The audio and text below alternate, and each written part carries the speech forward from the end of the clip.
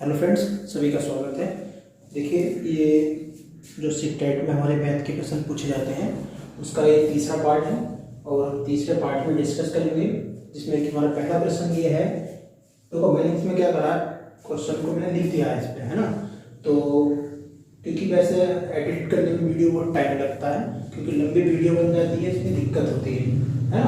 तो इसमें सबसे पहले हम नीचे से करेंगे और ऊपर को इस तरीके करते चलेंगे क्वेश्चन। तो पहला ये नहीं कि 8वां प्रश्न देखते हैं। ये प्रश्न पहली वाली वीडियो में पूछा गया था, लेकिन यहाँ पर वैल्यू चेंज थी, है ना।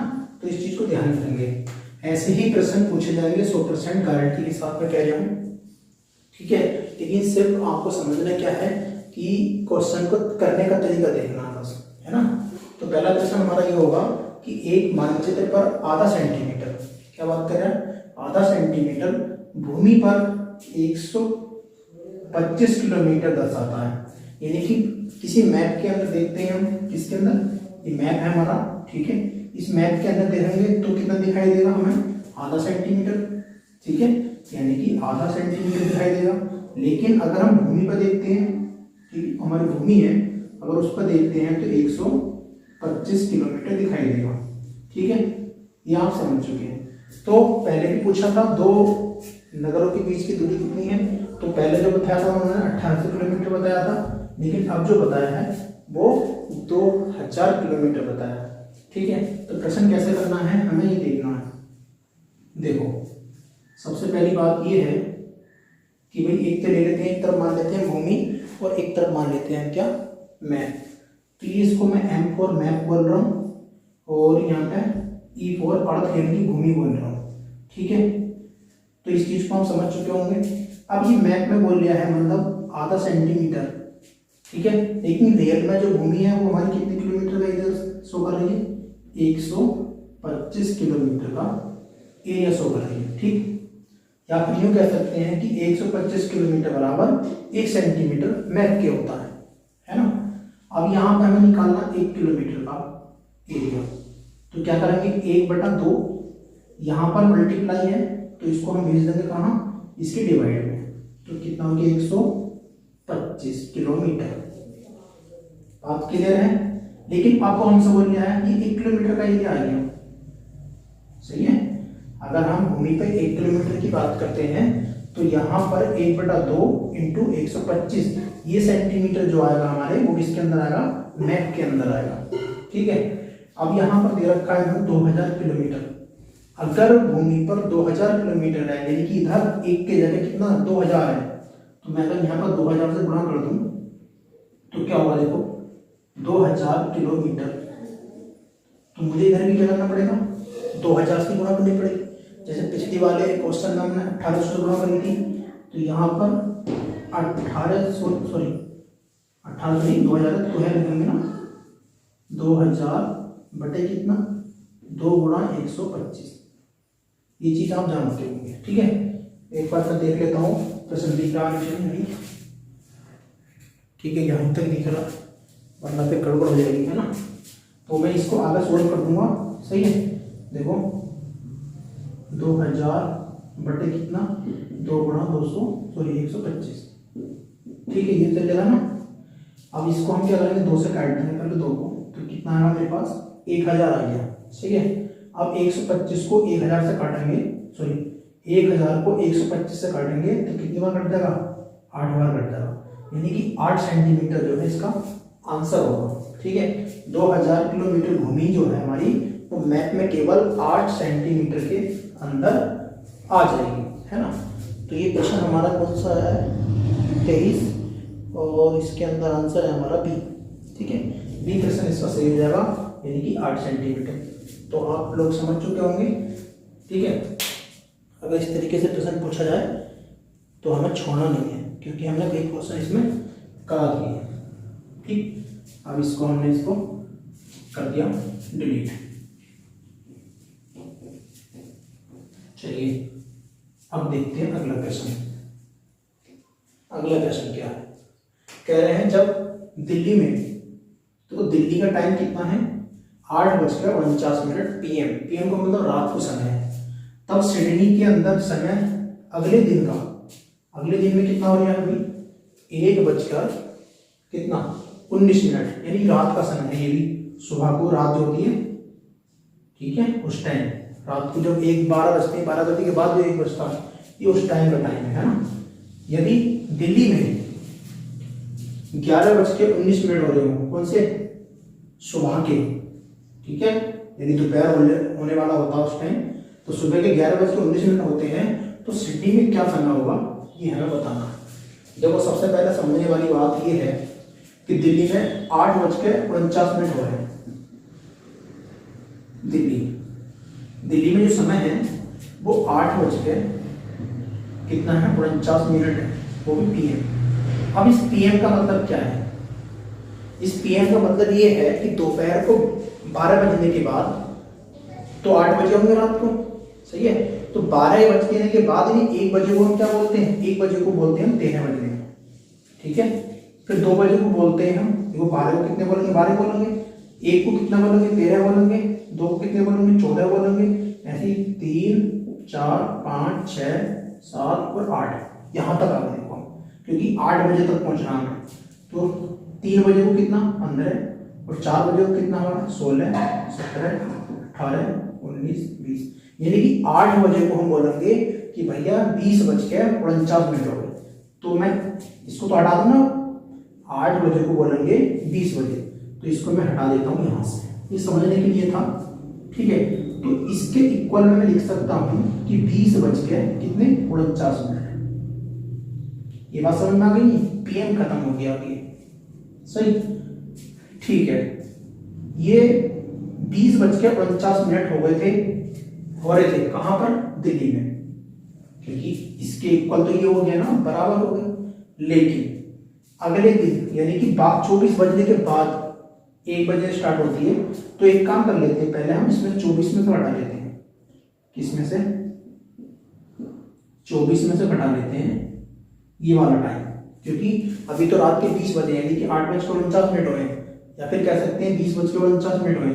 अभी तो 20 के बाद 21, 22, 23, 24, तब 24 बजेंगे, फिर बाद में 1 आएगा ये वाला रात को, ठीक है। तो इस चीज को आप समझ के चलना। तो यहाँ पर हमारे 1 मिनट में इसको ऐसे नहीं समझाना चाह रहा। अभी एक काम करो, 20 बज के बाद 21 बजेंगे, फिर 22 बजेंगे, फिर 23 बजेंगे, फिर 24 बजेंगे, ऐसा समझो। 24 बजने के बाद फिर 1 बजेगा, फिर बाद में 1 बज के कितना होगा हमारा, 19 मिनट होंगे, ये बात समझ लेना।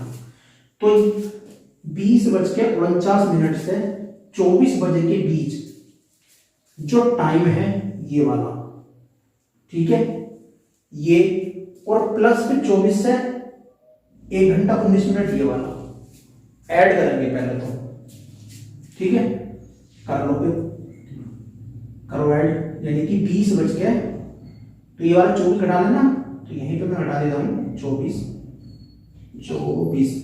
घटाओ, कितने आ गए, यहां से हम क्या करेंगे, 1 घंटा इधर लेके जाएंगे, सॉरी 24 करने ना, 20 नहीं करने, तो 1 घंटा इधर लेके जाएंगे, तो इधर कितना हो जाएगा, 60 मिनट हो जाएंगे, कितने हो जाएंगे, 1 घंटे में 60 मिनट होंगे। अब मिनट आ गए, तो इसका मतलब 1 कैरी इधर लेना पड़ेगा, यहाँ कितना हो गया 10 में से 9 कितने बच गया, 1 बच गया, ठीक। यहाँ कितने बच गए 5 में 4 में कितने बच गए 1, तो घटाने की बहुत समस्या जाती है यहाँ पर, है ना। तो इस चीज को मैं देख कर चलना। अब यहाँ 24 हो गए, 23 हो गए, क्योंकि 1 घंटा में ले चुके हैं 60 मिनट, तो यहाँ पे कितने 23, यानी कि 3 बज गए, 2 में से 2 गए कितने 0, यानी कि हमारे पास जो टाइम आया 3 घंटे 11 मिनट का टाइम आया, कितने का, 3 घंटे 11 मिनट का टाइम आया, सही है। ये तो अंतर हो गया हमारा 24 तक, कहाँ तक, जो 24 बज रहे हैं रात को वहां तक। लेकिन अभी जो अंतर है वो 1 घंटा 19 मिनट का भी तो है, 24 के बाद 1 बजा होगा, फिर 19 मिनट हुए होंगे, तो यहाँ पे ये भी तो ऐड होने वाले, तो भैया यहाँ पे ये भी ऐड कर दो, क्या जा रहा है हमारा, तो कितना हो गया बताओ, 9 और 1 10 का 0, ठीक है, 2 और 1 3, ये कैरी लगा 2, ये ठीक है, 4 और 1 3 और 1 4 हो गया। मतलब ये है कहने का कि 4 घंटे 30 मिनट का समय हो गया हमारा, यानी कि रात को हमारे यहाँ दिल्ली में 8:49 मिनट हो रहे थे, यानी कि रेलवे वाला टाइम लगाओ तो 20:49 मिनट हो रहे थे, ठीक। लेकिन सिडनी के अंदर 1:19 हो रहे थे। तो हमारे यहाँ से वहां का जो टाइम है उन दोनों के बीच जो अंतर है वो कितने का आ गया है, 4 घंटे 30 मिनट का अंतर आ गया है। लेकिन अब इन्होंने बोला है यदि दिल्ली में टाइम कितना हो गया हो, 11:19 हो रहे हो, ठीक है, तो भैया सिडनी में टाइम कितना हुआ, तो 4 घंटे 30 मिनट ऐड कर दो, आंसर आ जाएगा। जैसे कि 11:19 की बात कर रहा था ये, और यहां पर हम 4 घंटे 30 मिनट ऐड कर देंगे, कर दो, तो 9, 1 मिनट, हाँ ठीक है, तो कितना आ गया 9, और यहाँ पे कितना हो गया 4, और यहाँ कितना हो गया हमारा 5, और यहाँ कितना हो गया हमारा 1, यानी कि कितना आ गया 15 घंटे और 15:49, 15:49, ठीक है। टाइम ये ऐसा दे नहीं रखा मैं, तो 49 कौन से में 3:49, 12, 13, 14, 15, यानी कि 3 बजे जो होते हैं वो हमारे 15 बजते हैं रेलवे के टाइम में। तो यहाँ पर हम इसको बोल सकते हैं कि 3:49 PM, सही है। तो ये हमारा आंसर होगा। ठीक, एक बार दोबारा समझेंगे। दिल्ली में जो टाइमिंग था वो 8:49 PM था। PM को हम रेलवे टाइम में बदल लेंगे तो कितना आएगा 20:49, ठीक है। लेकिन सिडनी के अंदर टाइम हो रहा था अगले दिन का 1:19, यानी कि एक तो हम रात को 12 बजे तक चलेंगे, 12 बजे तक मतलब 24 बजे तक चलेंगे, क्योंकि 20:49 यहाँ हो रहे हैं, ठीक। तो 23, 21 बजेंगे, 22 बजेंगे, 23 बजेंगे, 24 बजेंगे, फिर का टाइम होगा 0, फिर 1 घंटा 19 मिनट वो, और 24 से और 20:49 के बीच का अंतर है ये, ठीक। तो ये कितने का अंतर आया, 4 घंटे 30 मिनट का अंतर आएगा, ठीक है। यानी कि यहाँ से 20:49 से 24 तक तो आया कितने का, 3 घंटे 11 मिनट का समय आया, और 1 घंटा 19 मिनट ये भी ऐड होगा, ठीक। तो दोनों ऐड करने के बाद 4 घंटे 30 मिनट का टाइम हमारे पास आ चुका है। तो हमें ये पता चला कि हमारे और दिल्ली के और सिडनी के बीच में जो टाइम का जो अंतर है वो 4 घंटे 30 मिनट का अंतर है, ठीक। तो अब हमें पता क्या है, उन्होंने बोल दिया हमसे कि समय जो है दिल्ली में 11:19 अगर हो गया हो तो हमें सिडनी का टाइम बता दो कितना होगा। तो हमें पता है कि हमारे यहाँ और सिडनी के बीच अंतर कितने का चल रहा है, 4 घंटे 30 मिनट का चल रहा है। तो हम क्या करेंगे, इस 11:19 में 4 घंटे 30 मिनट ये वाला ऐड कर देंगे, और जैसे ही ऐड करा 15:19 हमारे 49 मिनट आ चुके हैं, और 15 को हम बोलते हैं 3:49 PM। तो ये हमारा राइट आंसर होगा। आई होप आप लोगों को समझ आ गया होगा, ठीक। अब हम इसको कर देते हैं delete. Seven question is complete.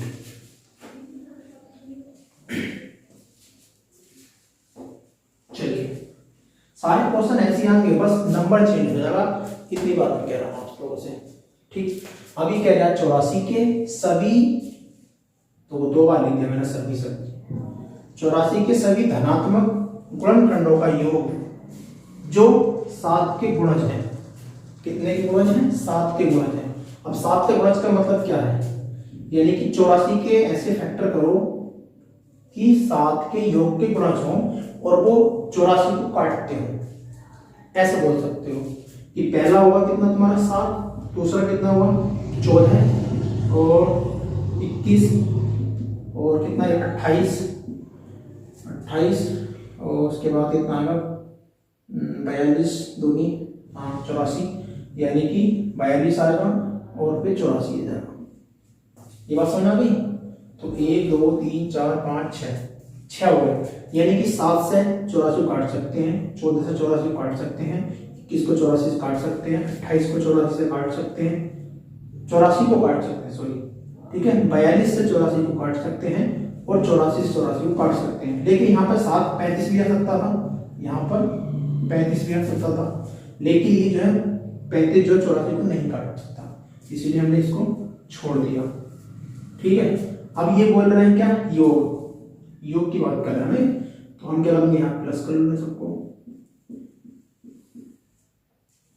कर दिया हमने सबको प्लस, और प्लस करने के बाद हमारा कितना आंसर आएगा भाई, 8 4 और 2 6 6 4 10 10 18 1 19, तो 19 का 9 कैरी कितना बच गया 1, तो 8 4 12 13 14 15 16 17 17 गलती हो गया। अरे ये 7 लगेगा शायद 7 लगेगा। एक मिनट में हम देख लेते हैं। 19 और 7 ही जोड़ दो। क्या कर दिया हमने? हाँ 19 हो गए थे ना वो, तो एक साथ छोड़ देता हमने। 7 और 19 कितने हो गए? 16 16 नहीं 26 26 यानी कि 6 2 क्या बचेंगे? ये तो होगा ना। देख लेते हैं एक बार। 8 4 12 12 और 2 कितने हुए? 14 15 16 17 18 19 19 यानी 196 आंसर आ जाएगा इसका। 196 सी ऑप्शन सही है। हाँ ठीक है, तो इन नंबरों को हम क्या करेंगे? जोड़ लेंगे। इसके जो फैक्टर करेंगे, गुणनखंड करेंगे हैं किसके? 84 के, और 7 के गुणज हों। 7 के गुणज का मतलब है 7 से कट रहे हों। ठीक है ठीक है, और ये जो नंबर जो से फैक्टर बन का है, ये नंबर भी 84 को काट रहे हों। ठीक है, तो 35 और 35 नहीं काटता 84 को, इसलिए छोड़ दिया वो। तो अब ये जो इनका योग करने की वो बोला था इन्होंने, योग कर दिया हमने। 196 इसका आंसर आ गया। ठीक, चलिए इसको आप नोट कर सकते हो वीडियो रोक के। बाकी हम इसको डिलीट कर देते हैं। चलो भाई, अब बात कर रहे हैं 5वां प्रश्न। 5वां प्रश्न क्या कह रहा है? 30 36 और 42 के सर्व छोटे गुणज, सर्व गुणज, सबसे छोटे सर्व गुणज बताने हैं और सबसे बड़े सर्व गुणज का गुणनफल बताना है। यानी एक एक वर्ड में बड़ा वो छिपा होता है। तो पहले तो कर लेते हैं 30 के फैक्टर। 30 के फैक्टर करें, फिर 36 के फैक्टर करें, फिर 42 के फैक्टर करें। तो 30 के फैक्टर क्या करेंगे? 6 पंजे 30, 6 पंजे 30 होते हैं ना, लेकिन 6 को भी तोड़ सकते हैं। 2 गुणा 3, 3 दूनी 6 और 6 पंजे 30। ठीक है, अब यहाँ से फैक्टर तो करेंगे बच्चे को, 6 6 36, 6 6 36 होता है ना, तो यहाँ पे कितना करेंगे? 2 गुणा 3, और यहाँ पे भी कर लेंगे 2 गुणा 3। तो इस तरीके से फैक्टर करना सीख जाओ। ठीक है, 6 7 42, 6 7 42 यानी 6 के फैक्टर भी हो सकते हैं, 2 गुणा 3। तो इस तरीके से फैक्टर हो गए हमारे, हैं। अब हमें निकालना क्या चीज है? सबसे छोटा सर्व गुणज। सबसे छोटे की बात करता है तो हमें क्या करना होता है? एक मिनट। सबसे छोटे की बात कर रहे हैं कहाँ? हाँ, सबसे छोटे की बात कर रहे हैं, तो मैं लिख दूं सबसे छोटा सर्व गुणज। अगर इस तरीके से बात कर रहा है तो पूछ रहा है HCF। क्या पूछ रहा है वो? HCF पूछ रहा है, उभयनिष्ठ पूछ रहा है। अगर हिंदी बात करें तो कॉमन पूछ रहा है वो, है नहीं। तो उसके बाद सबसे बड़े की बात कर रहा है तो वो LCM की बात कर रहा है। तो HCF का तरीका क्या होता है निकालने का? जैसे 3 फैक्टर है, देखो इसमें 2 कॉमन है कॉमन, ये 2 कॉमन है, 2 कॉमन है, यानी कि तीनों के अंदर 2 कॉमन है। तो हम यहाँ पर क्या लिखेंगे? 2 लिख दो। ठीक, अब देखो क्या कॉमन है। तो यहाँ पर 3 है, बिल्कुल, यहाँ 3 है, बिल्कुल, यहाँ भी 3 है, यानी कि 3 भी कॉमन आ गया है। इसके अंदर भी 3 है तीनों के, और इसके अंदर भी 2 के 2 है, तीनों के 2 है। तो यहाँ पे कितना लिख दिया मैंने? 3। अब देखो 5 है इसके अंदर 5 नहीं, इसके अंदर 5 नहीं है। 7 ने 2 नहीं छोड़ो, 3 दूनी 6। HCF मेरे पास कितना आ गया? 6 आ गया। इस चीज को ध्यान रखेंगे। उसके बाद अगला क्वेश्चन है हमारा, इसमें सबसे बड़ा सर्वगुणन यानी कि LCM। अब LCM कैसे निकालोगे? तो वो जो कॉमन है वो तो निकाल लिया हमने पहले, यानी कि 2 भी कॉमन हो गया, 3 भी कॉमन हो गया। इस चीज को ध्यान रखेंगे। LCM निकालते समय जो कॉमन होता है वो नंबर तो हम लिख लेते हैं पहले। अब हमारे पास बचे क्या चीज नंबर है? हमारे पास बचे ये वाले नंबर है, अभी सारे लिखने पड़ेंगे। ठीक है, कितना? 5 गुणा 2 गुणा 3 गुणा 7। ठीक है, इस तरीके से लिखने पड़ेंगे। और लिखने के बाद ये हमारा जो आंसर आएगा इसका कितना आएगा? 2 3 6, 6 पंजे 30, 30 दूनी 60, यानी 60। ये कितने होगा? 180। 180 गुणा कितना? 7, और 18, तो ऐसे कर लो, 0 ऐसे आगे वाला, और 7 8 56 का 6, ठीक है, ऐसे लगे कितने 5, और 7 इतना 7, और 7 और 12, कितना आ जाएगा 1260 आ जाएगा। 1260 आ जाएगा। तो मैं इसको यहाँ लिख देता हूँ 1260, ठीक है। देखो एलसीएम आ गया 1260, एचसीएफ आ गया 6। अब वो कह गया इसका गुणनफल होता है, तो कर लो गुणनफल, जबकि नहीं कर देते हैं इसको, गुणा कर तो कितने से 6 से, इसको दिखा होगा ना, एक खत्म हो गई मार्कर की। तो यहाँ कितना हो गया 600, 6 36 का 6, ऐसे लगे कितने तुम्हारे 3, और 6 दूनी 12, 13 14 15 का 5, ठीक है, और कैरी कितना 1, और 6 इतना 6 1 7, यानी कि हमारा आंसर आ गया 75 60। कुछ ऐसा आंसर है कोई सा ऑप्शन 75 60, 75 60, डी ऑप्शन सही है इसका, ठीक है। तो इस तरीके से हमें प्रश्न करने हैं, सोचना समझना कुछ नहीं है, सिर्फ ये देखना है कि छोटा पूछ लिया सर्वगुण तो इसका मतलब वो एचसीएफ पूछ लिया, अगर बड़ा पूछ सॉरी हाँ ठीक है बड़ा पूछ लिया तो क्या पूछ लिया एलसीएफ पूछ लिया, ठीक है। मैंने कुछ गलत लिख दिया क्या, छोटा सर्वगुणक, ये तो गलत मैंने कर ही दिया, छोटा नहीं बड़ा, ये बड़ा होता है और बड़ा, क्या कर रहा हूँ मैं, गलती कर रहा हूँ, कैसे कर रहा हूँ, ये छोटा होता है, एलसीएम छोटा और एचसीएफ बड़ा, ठीक है। ऐसा बड़े से बड़ा नंबर जो तीनों नंबरों को काट दे, तो ये तो हो गया हमारा 6। ऐसा छोटा से छोटा नंबर जो वो तीनों नंबर उसको काट दे, ठीक है, इस तरीके से लिखेंगे।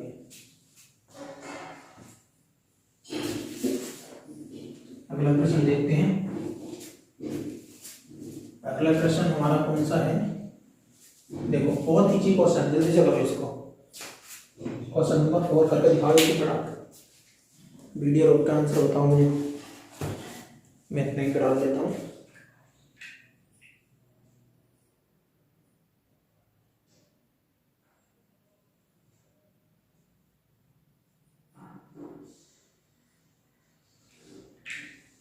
ठीक है, आगे आंसर आपका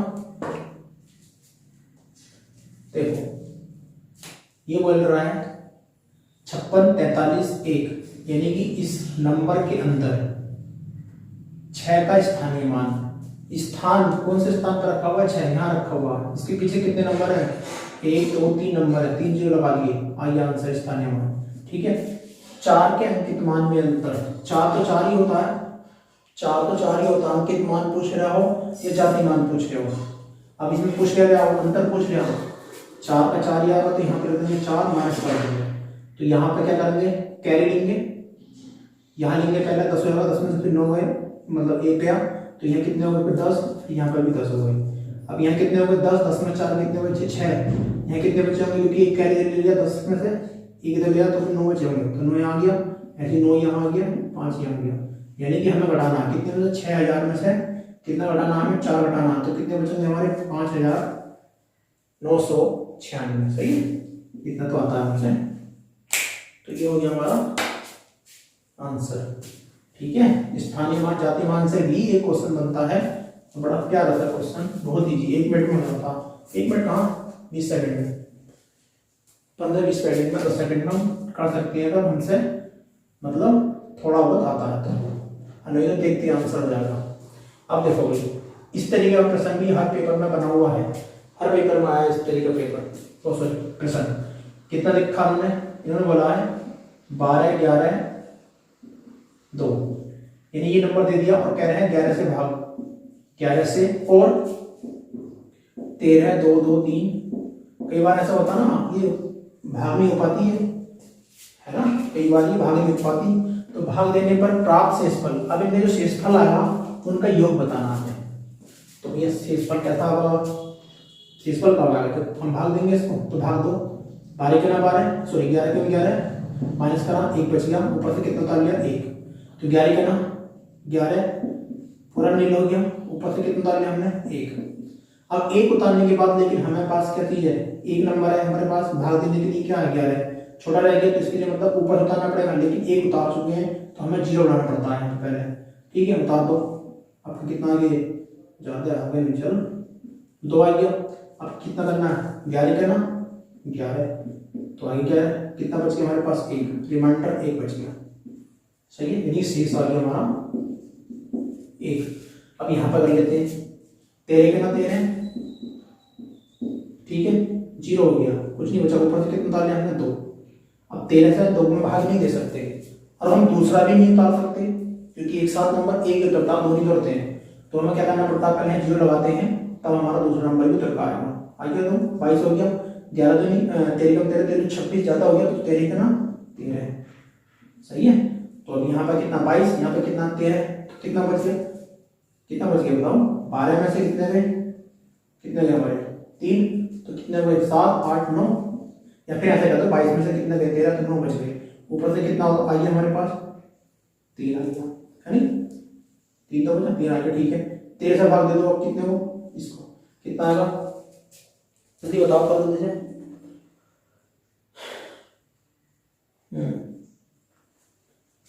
करो, कितना आ गया, 13 से भाग देंगे, 13 सत्ते 91 हो गया ना, तो कितना बच गया हमारे पास, भाई 2 बच गया ना, ये है ना, तो शेष कितना आ गया 2। अब यहाँ पर शेष कितना 1, यहाँ पर शेष कितना 2।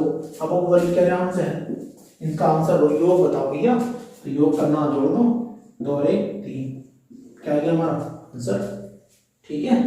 तो इसका आंसर कितना है हमारे पास, 3 ही आंसर है, यानी कि ऑप्शन ए इसका ठीक है। तो भाग के सवाल नहीं आते तो कुछ नहीं कर सकते, ठीक है, भाग के सवाल तो करने ही पड़ेंगे।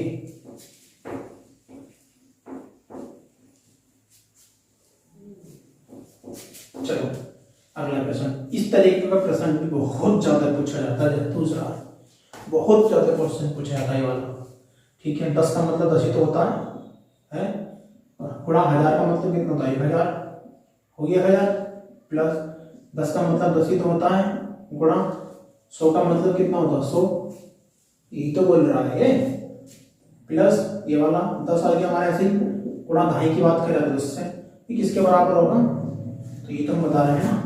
अब इन दोनों ने गुणा करी, 1 2 3 4 0 है, 1 2 3 4 0, 1 लगा दो क्योंकि 1 की गुणा 1 से कर दो तो 1 ही आ रहा, ठीक है ना। उसके बाद 3 2 0 ये 1 0 ये 3, तो 1 के बाद 3 0 लगा दो, क्यों 1 की गुणा 1 से कर दो तो 1 ही आएगा, प्लस 1 2 2 0 लगा दो, सही है, तो 250 भी होते हैं, ऐसे पता चल जाएगा हमें। अब देखो, अब इनको हमें योग करना, तो योग करने का इसमें देखो 4 0 है, इसमें 3 0 है, इसमें कितने 2 0 है, तो क्या करेंगे भाई, देखो ये ऐसे कर सकते हैं 1 2 3 0 आएगा ना, ये भी 0 ये भी 0 ये भी 0 0, यहाँ 1 है यहाँ 0 है यहाँ 0 है, यानी कि मतलब 1 आ गया, यहाँ पर 1 है यहाँ 0 है 1 आ गया, यहाँ पे वाला बना गया, तो आंसर तो ये आ गया।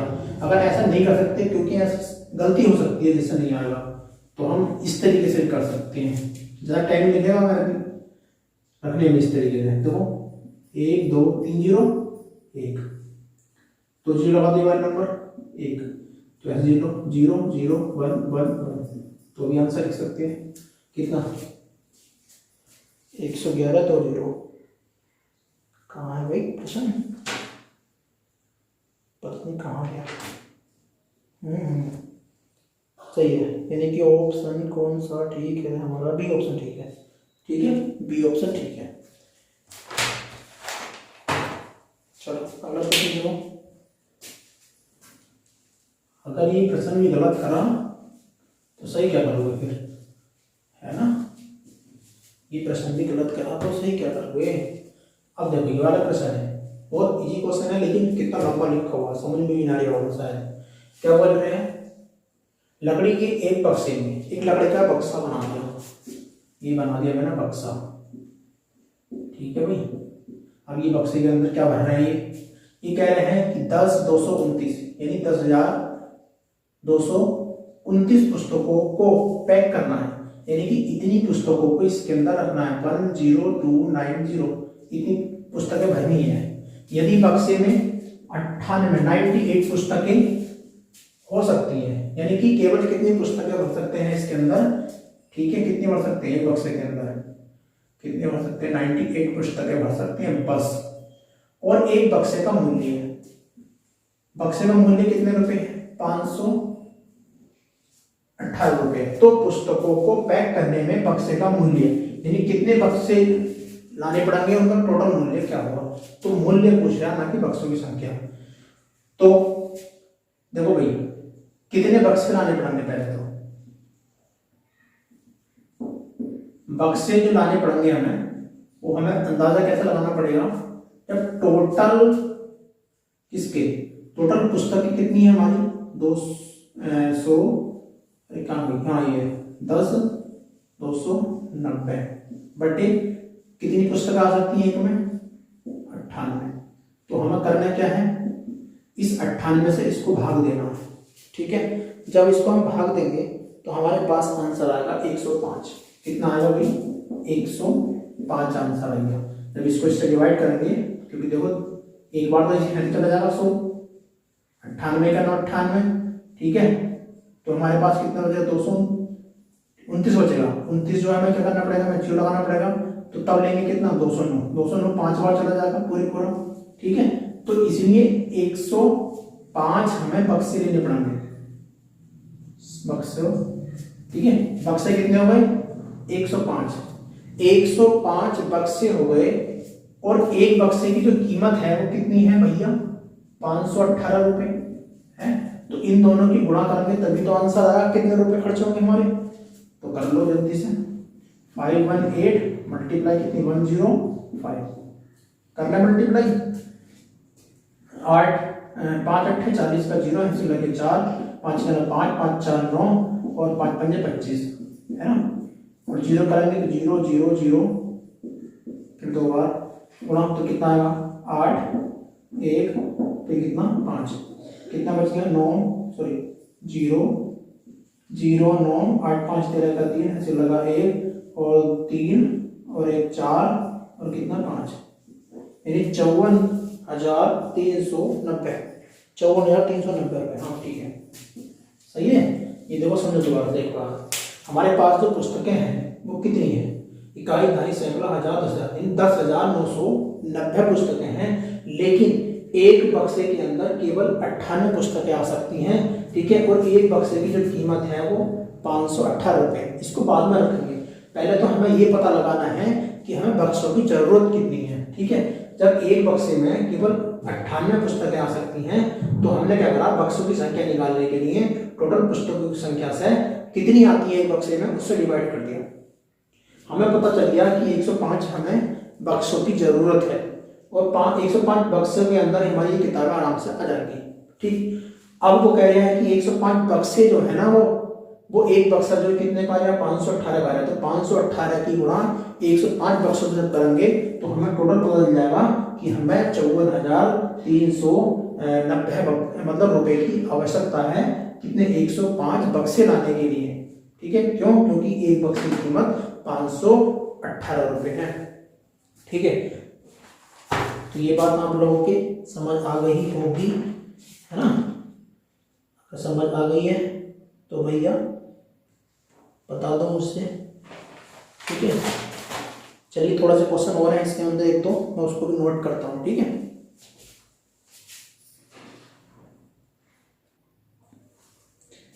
चलिए देखते हैं, फिर 13 से स्टार्ट करेंगे, क्योंकि 8 क्वेश्चन हम कर चुके हैं पीछे, है ना।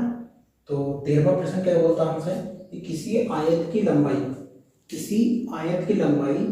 80 सेंटीमीटर परिमाप वाले एक वर्ग की भुजा दुगनी है।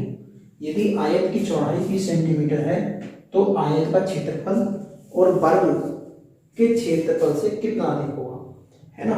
तो समझो पहले थोड़ी सी बात, एक चीज हम ये बना लेते हैं, तो आयत बना लेते हैं, बन गया आयत, और एक बना लेते हैं हम वर्ग। कई बार यहाँ से प्रश्न बने हैं, बहुत ज्यादा बन रहे हैं, बार बार बन रहे हैं। तो इसको याद रखना कि वर्ग की भुजा जो होती है वो आपस में क्या होती है, बराबर होती है। लेकिन आयत जो होता है उसकी आमने सामने की भुजा बराबर होती है, ठीक है। अब यहाँ पे इन्होंने प्रश्न में क्या बोला है कि आयत की लंबाई, अब 80 सेंटीमीटर मत कह दियो क्योंकि यहाँ कॉमन लगा हुआ है।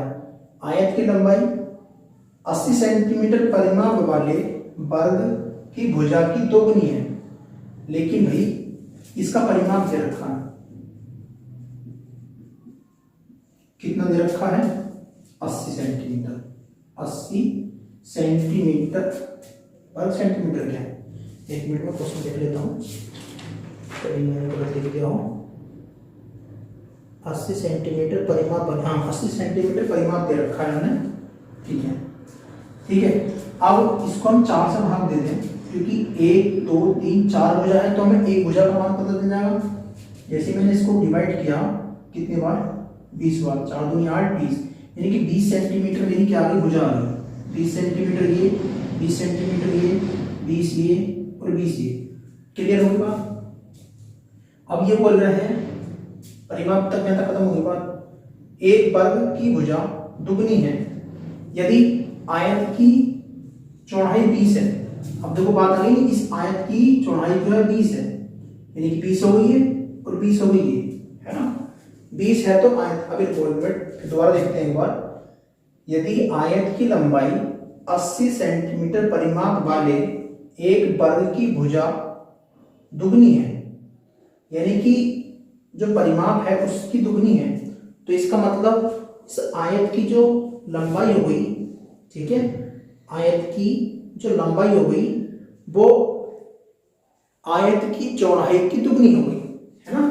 तो यानी कि 2 से कर दो कितनी गुणा इसके आयत की चौड़ाई की, तो ये कितनी हो गया 2 2 4 यानी कि 40 हो गई। ये भी 40 हो गई, ये भी 40 हो गई। अब ये हमसे पूछ रहे हैं कि भैया आयत का क्षेत्रफल, तो आयत का क्षेत्रफल क्या होता है, आयत का क्षेत्रफल क्या होता है, लंबाई गुणा चौड़ाई। तो लंबाई कितनी आ गई हमारे पास 40 आ गई और कितनी चौड़ाई कितनी आ गई 20, ठीक है।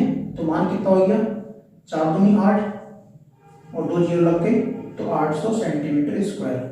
ये आयत का क्षेत्रफल आ गया, किसका, आयत का। अब हमें निकालना किसका, वर्ग का। वर्ग का क्षेत्रफल निकालने क्या करते हैं, अभी हमने बताया था वर्ग का क्षेत्रफल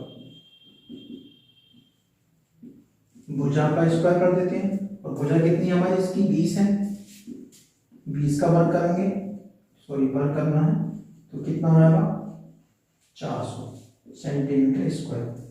अब ये चीज पूछा उन्होंने कि आयत का क्षेत्रफल वर्ग के क्षेत्रफल से अधिक है, कितना अधिक है भैया। देखो आयत का क्षेत्रफल कितना है 800 है और वर्ग का क्षेत्रफल कितना है 400 है, तो अंतर कितने का आ गया 400 का आ गया, ये आंसर होगा हमारा। एक बार दोबारा समझेंगे, किसी आयत की लंबाई यहां छोड़ दी 80 सेंटीमीटर परिमाप वाले एक वर्ग की भुजा दुगनी है। कहने का मतलब ये हुआ कि इसका जो भुजा है ना, ठीक है, इसकी जो भुजा है आयत की, सॉरी वर्ग की, ठीक है, अगर इसकी भुजा को दुगना कर दिया जाए तो इस आयत की लंबाई बन जाती है, ठीक। दूसरा उन्होंने बोला है कि आयत की चौड़ाई कितनी है 20 है, आ गई आयत की चौड़ाई 20 मैंने खुद दे रखा आंसर में, है ना। अब हमें पता है कि परिमाप दे रखा उन्होंने वर्ग का कितना 80, ठीक है, 80 का मतलब 4 भुजाओं का मान दे रखा है, तो 4 से इसको डिवाइड कर देंगे, ठीक है, 80 को तो कितना आएगा 20, यानी कि जो वर्ग की भुजा है वो 20 सेंटीमीटर हो गई, है ना। तो आयत का क्षेत्रफल निकालने की लंबाई गुणा चौड़ाई, यानी कि लंबाई कितनी हो गई 40 हो गई और चौड़ाई कितनी हो गई 20 हो गई, दोनों की 20 और 40 की गुणा करी तो कितना हो गया 80 सेंटीमीटर स्क्वायर आ गया आयत का क्षेत्रफल। अब वर्ग का क्षेत्रफल ज्ञात करने के लिए भुजा का स्क्वायर कर देते हैं, कोई सी भुजा का स्क्वायर कर दो क्योंकि सारी भुजा सेम इक्वल होती है ना। तो 20 भुजा है इसकी, तो 20 की पावर 2 कर दी तो कितना हो गया 400 हो गया। अब ये पूछ रहा है कि आयत का क्षेत्रफल वर्ग के क्षेत्रफल का कितना अधिक है, तो ये कितना अधिक है, देखो आयत का कितना था 800 था, वर्ग कितना हो गया 400 हो गया, अंदर कितने का आ गया 400 का आ गया, ठीक। थोड़ा क्वेश्चन लैंग्वेज बदली हुई थी, हाँ कंफ्यूज कर दिया। आगे चलते हैं, ये क्वेश्चन को नोट कर लेना एक बार, ये क्वेश्चन बार बार रिपीट हो रहे हैं, नंबर चेंज हो जाता केवल इनका, लेकिन इनका क्वेश्चन का तरीका पूछने का यही रहता है सर। अब देखो कितना स्पेशल क्वेश्चन है। क्या कह रहा है, 4 घनावकार बक्सों की विमा सेंटीमीटर में लकड़ी के 18,440 घनों को पैक करने के लिए किन बक्सों का प्रयोग होगा। किन बक्सों का प्रयोग होगा। देखो बक्से हैं इसमें 4, ये हमने बक्से इसके अंदर भर दिए। पहला बक्सा, दूसरा बक्सा, तीसरा बक्सा और चौथा बक्सा। ठीक, पहले बक्से की लंबाई 20 है, चौड़ाई 25 है, ऊंचाई 18 है। इसी प्रकार से लंबाई चौड़ाई ऊंचाई, लंबाई चौड़ाई ऊंचाई, लंबाई चौड़ाई ऊंचाई इस तरीके से दे रखी है। ठीक, तो सबसे पहले हमें बक्सों की क्या निकालना भैया, आयतन निकालना है। क्या निकालना है, आयतन निकालना है। आयतन निकालने के लिए क्या करेंगे, पहले बक्से का आयतन निकालेंगे। आयतन बताओ कितना निकाले, कितना होगा बताओ, 20 गुणा 25 गुणा कितना 18। दूसरे का आयतन निकालेंगे 23 गुणा 20 गुणा 20। ठीक है, तीसरे का निकालेंगे कितना, 20 गुणा 22 और कितना 21, 24 20 गुणा कितना 19। ठीक है, कुछ इस प्रकार से इनके हमारे आयतन निकल पाएंगे।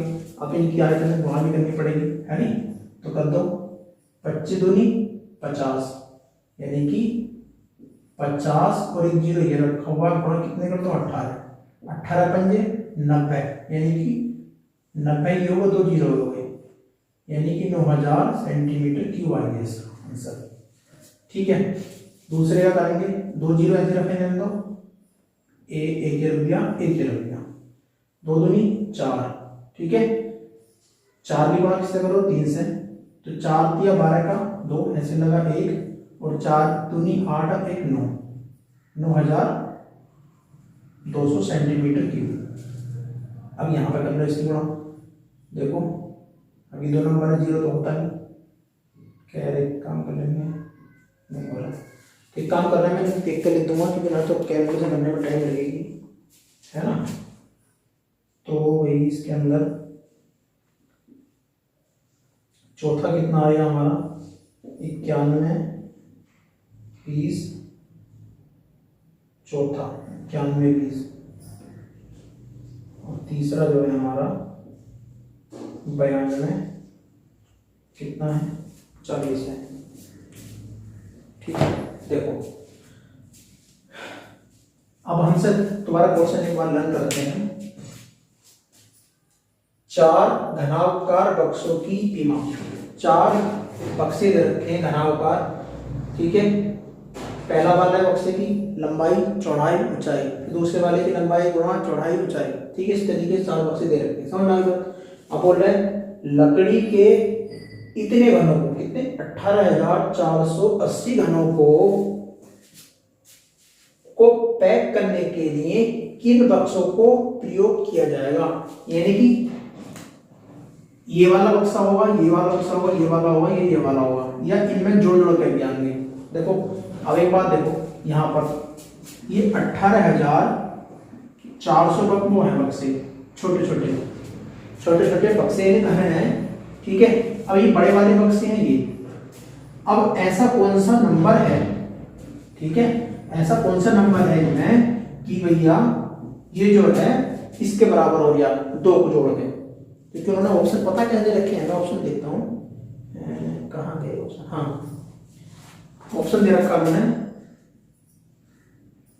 पहला कोमा दूसरा, दूसरा कोमा तीसरा, दूसरा कोमा चौथा, और भैया पहला कोमा दूसरा, पहला कोमा दूसरा। ये 2 ऑप्शन सेम हो रहे हैं, 2 ऑप्शन। ठीक है, ये एक ही ऑप्शन रहता है। अब देखो पहले वाले बक्से का आयतन और दूसरे वाले बक्से का आयतन जोड़कर देखो क्या ये इसके बराबर हो जाए। ठीक है, तो देख लो यहाँ पे 9 9 18 आ गया। ठीक है, 18 आ गया। ठीक है, लेकिन यहाँ पे कितना 200, तो यहाँ पे 440 है। इसका मतलब ये तो होगा नहीं, पहले और दूसरा वाला होगा नहीं, यानी कि ये वाले नहीं होंगे। तो दूसरा और तीसरा वाला जोड़ के देख लेते हैं, दूसरा और तीसरा, यानी कि इन दोनों को जोड़ के देखते हैं कितना, वो इन वालों को जोड़ के देख लेते हैं कितना, 0 0 आ गया, 4 आ गया, 9 10 11 का 1 आ गया, और गलत कर दिया मैंने, हाँ ये गलत हो गया, बयान में था भाई, ठीक है। तो 0 4 और कितना 4 9 18 हो गया, नहीं हो गया बराबर, देखो 18 4 40, 18 4 40, यानी कि दूसरे वाले को और तीसरे वाले घन को ही केवल प्रयोग करेंगे, केवल यूज करेंगे, और ये वाले जो हमारे 18,440 घन है वो केवल इन्हीं दोनों के अंदर आ जाएंगे। इसलिए ऑप्शन हमारा कौन सा ठीक होगा, सेकंड और थर्ड वाला ठीक होगा। ठीक है, नहीं गई और समझ में दोबारा समझा दूं, वैसे तो आ गई होगी समझ में।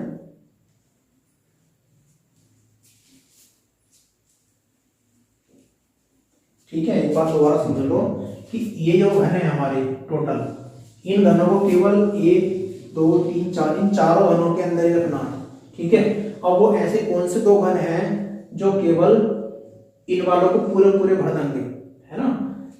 तो भाई ये केवल दो ऐसे घन हैं, दूसरा और तीसरा, क्योंकि इन दूसरे और तीसरे के घनों का जो योग आ गया है, आयतन का योग आ गया है, वो इस टोटल आयतन के योग के बराबर हो गया है ना। तो इसलिए इसी के अंदर रखे जा सकते हैं। आगे देखते हैं, अगला प्रश्न देखो भाई क्या बोल रहा है। 6 घंटे में सेकंडों की संख्या, 6 घंटे में सेकंडों की संख्या निकाल लो। 6 गुणा कितना, घंटे की बात कर रहा हूं, घंटे मिनट हो गए, गुणा 6 से का कितने हो गए, सेकंड हो गए। अब क्या करेंगे, हम उनको संख्या निकाल लेंगे इनकी, तो 1 2 2 0 तो हम ऐसे लगा देंगे, 6 6 36 36 छक्का 216, ठीक है, इतने सेकंड हो गए हमारे हैं। अब वो कह रहा है कितने मिनट के बराबर होगा, कितने मिनट के बराबर होगा। इसमें ऑप्शन किस करें तो अच्छी बात है। अरे 12 दिन 15 दिन 16 दिन 10 दिन इस तरीके से रखा है। तो क्या करेंगे, एक दिन में सेकंड और संख्या निकाल, एक दिन में मिनट संख्या निकालना पहले। एक दिन में मिनट, एक दिन में कितने मिनट होते हैं, एक दिन का बोले तो 24 घंटे, 24 घंटे को कितने से कर दो, घंटे को मिनट में आ गई, तो कितने हो गए 0 6 तो 24 का 4, ठीक है, और कितना 6 दूनी 12 14, गलत कर दिया मैंने, एक बार दोबारा देखता हूँ, 0 ऐसे रह गया। वैसे तो हम काटने नहीं चाहिए यार, ये डिवाइड हो जाएगा, हाँ हम भी काटने चाहिए। तो ये हो गया हमारे एक दिन में मिनट, ठीक है, ये एक दिन के हमारे मिनट हो गए।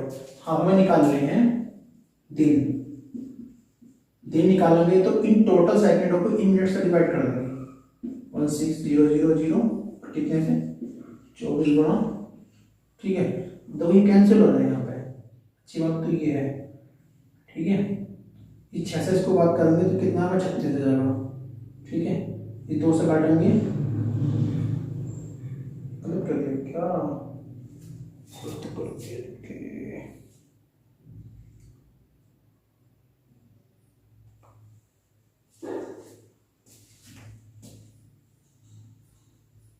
से काटा 36 18 18, अच्छा 18 3 6 36 24 से काटे, उसको कितने बार कटेगा ये, कुछ और रह गया, हाँ 0 रह गया, अभी हम ये तो कहें कि गड़बड़ हो गई है, 0 रह गया। तो आगे लिख देते हैं 360 24 से काटता हूँ, कितने बार कटेगा ये, 15 बार कट जाएगा आराम से, ठीक है। तो 15 दिन में इतने सेकंड होते हैं, ठीक है, इसका आंसर कितना होगा, 15 दिन हो जाएगा। अगला क्वेश्चन है, बड़ा टेढ़ा क्वेश्चन है,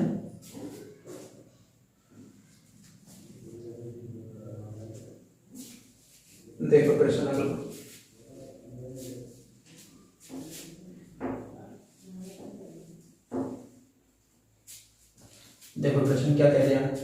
रेनू अपने 8-9 मीटर लंबे तथा 4 मीटर चौड़े कमरे के फर्श पर, इसके पास एक कमरा है, ये होगी इसका कमरा, ठीक है।